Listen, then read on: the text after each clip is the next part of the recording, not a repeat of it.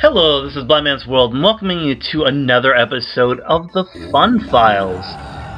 This time we're doing a little bit of a different format than our last episode, a little bit more formal last episode. This time I want to do a game analysis edition of the Fun Files, and today we're looking at how to get through platformers. Platformers are actually one of my favorite genres of video games pretty much ever. I do love RPGs as well, but today, I wanted to really help you out a little bit with being able to tackle a game like this one. We're looking at a game called Electronic Super Joy, which is right now on Steam for about $4.99, so definitely worth the price. So let's begin. With platformers, you really have to start out with understanding how your character works in the gaming environment. And right now, we seem to have just a basic jump. Now, in platformers, inevitably, you get more power-ups and more ways of interacting with the environment. The environment in this game is pretty distracting, quite frankly. I mean, as you're noticing, you've got the dance music going, which I like the dance music. It's very nice. It's great music, but it also has me concentrating a lot of the times on the music rather than on the platforming, which can be really bad when you're in a very tight situation.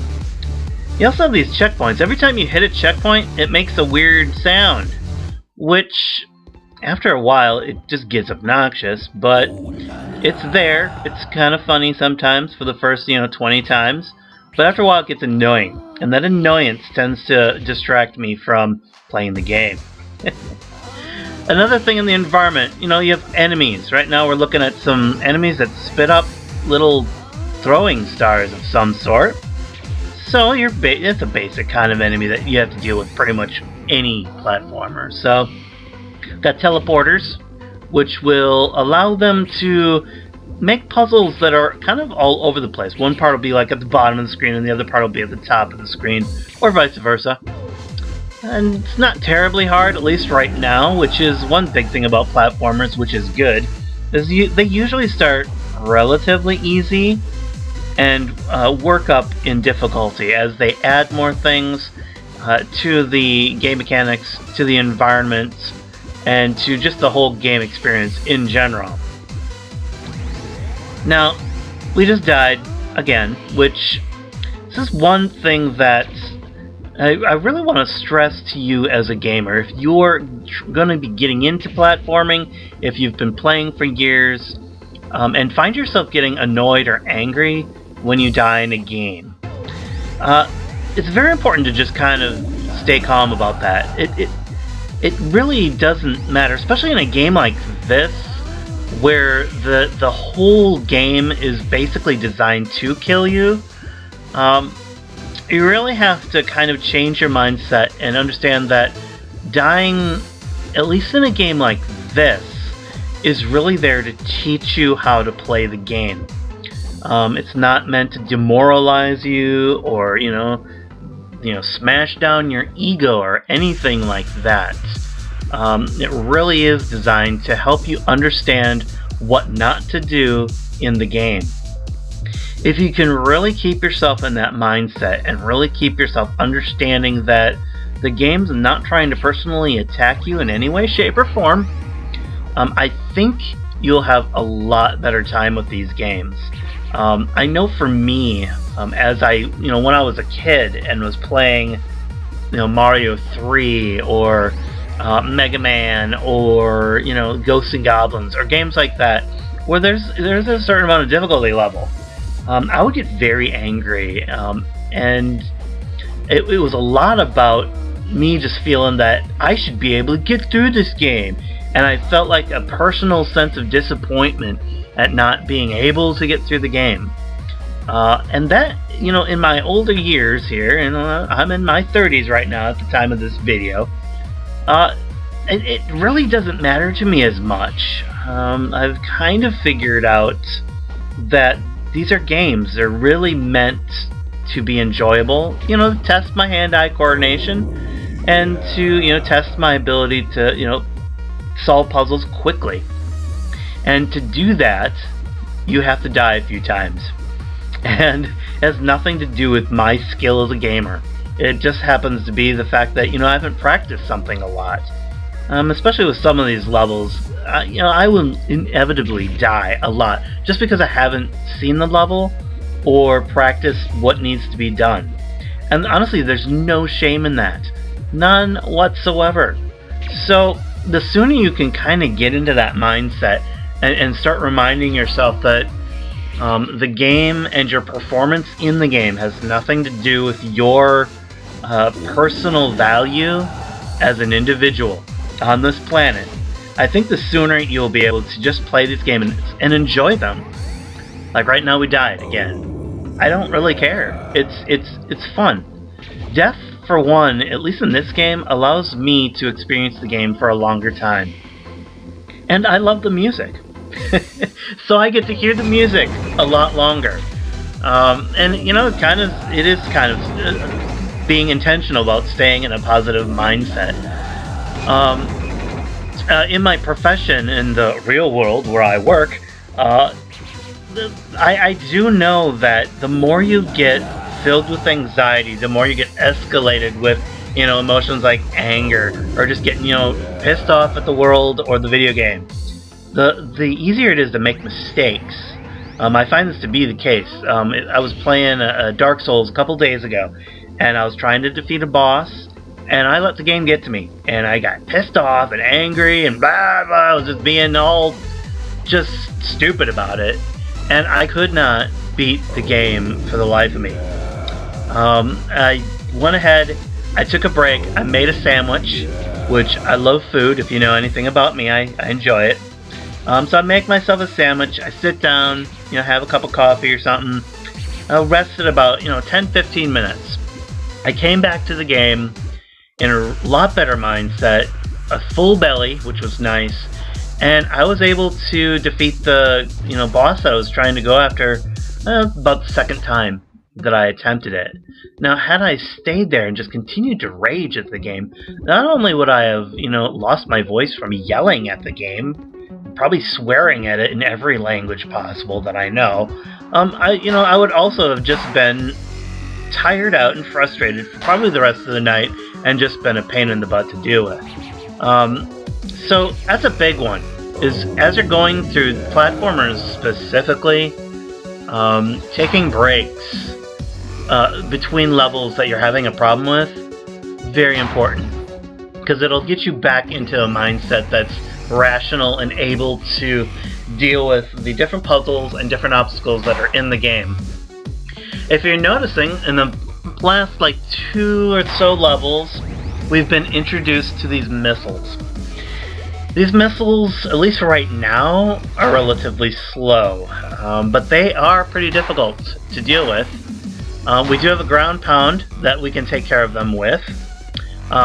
This game in particular, though, your hitbox is very small, and you have to be almost pixel perfect with your ground pound to deal with these missiles, or else they'll hit you and you'll die. Obviously, one hit, which again you can be okay with. It can get a little frustrating though. So emotional management, at least in this game, is probably going to be your first priority if you take on this game, or a game like Super Meat Boy, game like Bleed or They Bleed Pixels, those kinds of games. You know the ones where they're just kind of designed to mess with you. You really just kind of have to breathe through them. And fortunately, as I'm playing through this game, I'm having to talk to y'all, which inevitably allows me to breathe. Just by default, I'm taking in oxygen to make words.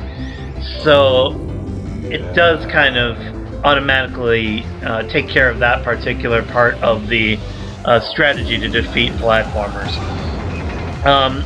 It's weird. I think most people take it for granted that they're supposed to breathe, and you don't really notice it until you tend to stop and go, am I breathing right now? And how fast am I breathing? If you go ahead and just kind of even out your breathing, it's kind of like that Karate Kid movie where Mr. Miyagi goes, in through nose, out through mouth, that kind of thing. Being aware of your kind of body and knowing what it's doing while you're playing a game. It sounds kind of hokey, but it really does help. Because your brain needs oxygen to think rationally. So if you deprive it of oxygen by sitting there and raging and breathing really shallowly, you're going to just shut down your rational system to deal with something like this. And there's a lot going on in these games. It's designed to really, I think, tax and put a lot of stress on your senses. Because visually right now, we're getting hit with all these missiles, and some of these levels, lots of flashing colors. Our auditory system's getting hit with this awesome dance music, which has this beat that, honestly, is meant to kind of escalate you a little bit, to make you, want to get up, dance, and be all full of energy. I mean, that's what dance music is really designed to do in its natural environment, which is, dance clubs and, I suppose people's houses while they're having really awesome parties, which sometimes sucks when they live right next door to you. But that's another video entirely. But yeah, they use the music to really kind of work with your heart rate, and we got through that level, which is good. Oh no. I know this level, ladies and gentlemen, and this one's the mechanics of this level are diabolical, as you're noticing. They are using several things. I'll kind of break it down for you. Right now, we're getting hit by the scrolling, this automatic scrolling mechanic, which is used in a lot of video games. A lot of Mario games have the automatic scrolling mechanic, which slows down your progress and makes you have to survive. This is kind of like a war of attrition. We have to last for about 45 seconds with all these missiles shooting at us all at once. And we're supposed to be able to dodge them and kill them and kind of get to the level. Another thing we're dealing with is obviously, the missiles. And the background, at least in this level, isn't too bad. It's pretty muted, so that works out in our favor. Got our music, which is a track that we've actually heard before earlier on in the game. So at least it's not a new stimulus or anything that we have to kind of get used to. It's kind of familiar, so I'm not really listening to it a lot. It's kind of background noise. But yeah, you've got pretty much those 3 or 4 things that you have to work through. Now this level, you're gonna die in a lot. Maybe you're probably a lot better at platformers than I am, and you may be able to get through this level like the first 1 or 2 tries. Right now, I'm just not getting lucky, I guess. I don't know, for the jumps and things like that. But that's okay. We're gonna learn kind of as we die how to kind of work our way through here. And if you do notice, we are getting a little bit further each time we progress through this level. So eventually, we're going to get through. Positive outlook is really important with a game like this, where you are going to die over and over again. And just telling yourself, I'm going to get through it next time, or I'll eventually get through it. Not a big deal. And keeping that kind of low-key attitude, once again, is going to help you a lot to at least enjoy your experience. Especially in a game like this where it's designed to mess with you and designed to kill you. I mean, it's doing what it's programmed to do right now. It is killing me over and over again.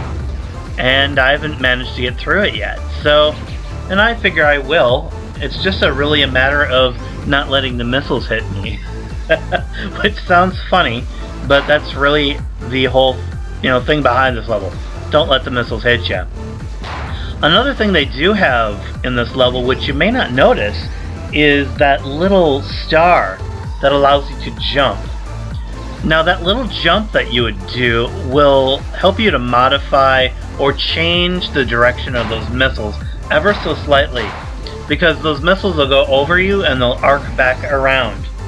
So if you jump, it makes that missile go higher and it takes longer to loop around and hit you. So you're basically able to change the timing in the level a little bit. Now knowing that means you'd have to know a little bit of geometry and just mathematical ideas, which a lot of people, that I talk to, if I talk about mathematics, it's like they'll say, well, I'll never use this. I'll never use mathematics ever again in my whole lifetime. And honestly, you will. In games like this, you use mathematics a lot. In calculating timing, calculating distance, calculating speed when you're jumping to get to a platform. A game like Yoshi's Island for the Super NES, mathematics was basically fundamental to the throwing of eggs and bouncing them off walls to get to enemies and bosses and things like that. So it was very important. And it's kind of hidden, I guess, but yeah, it's geometry, mathematics, timing, all those kinds of things. The better you understand those ideas, the better you will be at your games. I kid you not, it's true. And you can believe me or not, and that's fine. Put it in the comments. I'd love to hear about it. I'm also kind of wondering, a lot of people deal with gaming rage, myself included. It's still a continued struggle for me. I mean, if you watch some of my other videos, you may not, know that I get angry at games, but I do. Usually off camera. It does happen, every so often. But I'm wondering if you, as the viewer, if you deal with gaming rage, you get really pissed off at these things, and what do you do? What are your best strategies to just kind of calm yourself down so you can, enjoy your experience rather than, having a hoarse voice and, getting all sweaty and angry and just not enjoying yourself whatsoever? What are your strategies? Do you think it's a problem? Do you play platformers, and do you get angry at them, or what are your games that you actually get, ticked off at? Because platformers aren't the only games that could make you angry. Someone who's playing Call of Duty could be getting angry because they're dying, because someone's, headshotting them all the time.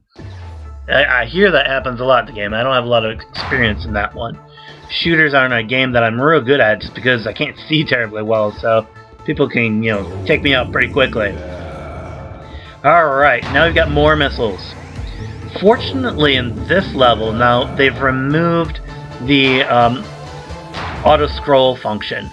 So we are in control of how we progress and scroll the screen, which in platformers, scrolling the screen and using that to your advantage is another way you can, at least in the original NES games, you could kill enemies by auto-scrolling them or just scrolling them off the screen.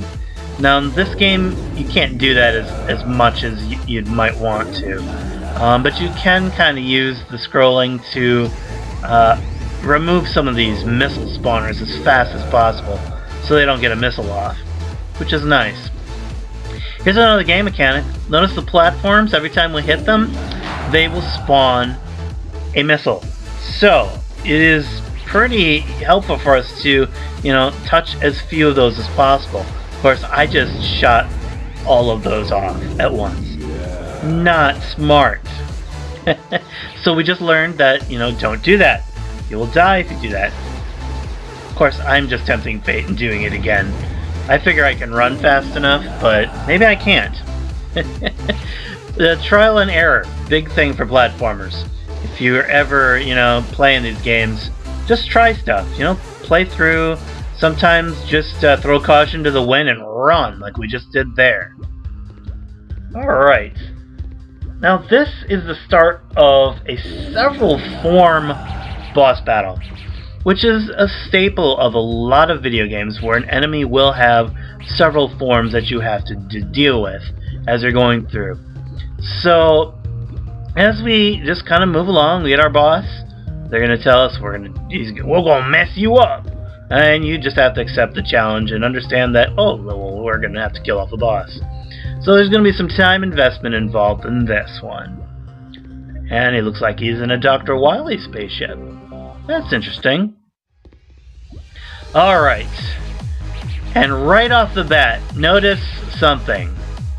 We're going to kind of look here. Let's assess the situation, which is our kind of our first step of dealing with a level. Every time you start this level after you die, the screen gets knocked or jostled by the boss. So that first jump is already difficult. That can start you off real bad, and you can die probably in the first 3 to 5 seconds of this level. Now, again, we have auto-scrolling happening, which is scrolling pretty fast, so you have to book it during this level. Now, the boss himself is talking to you. That is actually there so you're distracted from your platforming. If you end up reading that text, which I never do because for one, it's probably too small and I couldn't read it anyways. But if you read that text, you're not going to end up doing the platforming. It's just not going to happen. So in this level, now they're also using their music, which again is at a good tempo, which is kind of saying, go faster, go faster, go faster. Alright. Now, we get a spaceship, it looks like, which they're adding another game mechanic. Looks like, oh, spaceship time. So we're transferring into a different kind of game genre of the spaceship shooter with, it looks like, yep, bullet hell elements. Which if you're not familiar with bullet hell, this is what it looks like. It's a lot of projectiles all at once shooting at you in just crazy patterns. Now the way to deal with a bullet hell game is to really concentrate on approximately 1 to 2 inches around your character. If you keep your vision kind of concentrated on all the projectiles and things going all over the place, you'll get confused and overwhelmed pretty quickly. So you want to stay with your eyes really close to your character. And that's what I'm doing right now. I'm just looking at my character, and I've got my hand on the fire button, and it's automatically shooting. And we're doing good. And I think we got him. Yes, we did. Alright. So that was pretty easy for that mechanic. Not hard at all. We died, a couple times, but it wasn't as bad as that missile level. Now, it looks like this is gonna be a boss thing. Yeah. So this is probably the final level of it. Now, the last time I played this, I had a few more tries, so I'll tell you by my experience that if you ground pound on these little rainbow-shaped orbs, they will fire more missiles than if you just jump on them. Which is important to note because this final form of the boss gets increasingly difficult if you leave him alive for very long. And your boss here kind of have to assess what he's doing. He's shooting a missile. He's got a 4-way laser that just totally killed us. And he's got also a laser that he'll fire directly downward. So in this particular boss battle, you do have to keep your eyes on your character. You have to keep your eye on the boss every so often.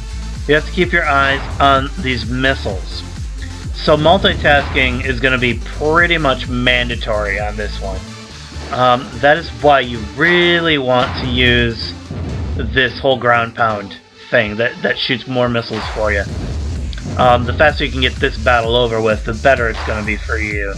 Wish there was an energy gauge for this one, because that's one thing that in a lot of games that if you can keep an eye on your enemy's health bar, it also kind of tells you how risky you can be or need to be with your actions in the game. If you have like one sliver of health that you need to get off a boss, you can usually justify a really risky behavior and deal that final killing blow. If you've got half of its health bar to deal with before you beat the game or beat the enemy, you probably want to be more reserved with your strategy.